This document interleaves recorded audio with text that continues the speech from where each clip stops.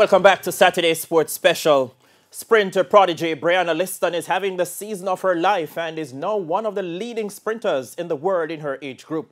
But it hasn't always been like this, and many thought it would not have been like this. And for Coach Corey Bennett, he says it's still a work in progress. Brianna Liston burst onto the scene in 2017 as a Class 4 prodigy.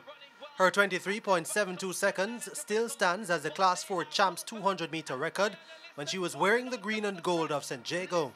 Such was her accomplishments at that event that she was hailed by renowned US publication Yahoo News as the next Usain Bolt. But in the years which followed, she disappeared off the radar before emerging at Heidel High, presumably because of injuries. But Coach Corey Bennett says there is more to it. Brenna wasn't just hurt physically, she was hurt psychologically. Brenna had no confidence in herself whatsoever. Brenna was afraid to compete. Brenna didn't think she was good again. So there's a lot of repairing that we had to do. But that prodigious performance in San Diego colours and the fanfare which followed hurt more than it helped, according to Bennett. She burst on the scene early and was seen as this unbeatable person.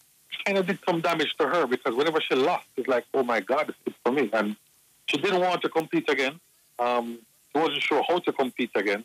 And, I think my team and I welcomed her in open arms, and we just kind of treated her like an egg. And even to this day, she has to be treated like an egg because she's very tender and fragile. And so, when she went to the ferry-based institution to be guided by Bennett, he says they had to rebuild trust. We're going to trust what I tell her to do or ask of her. And that relationship between athlete and coach is important to have trust. And, and I said to person if I tell Bennett to run half of a race and stop on the 10 push-ups, she's going to do that. That's how much trust she has in me.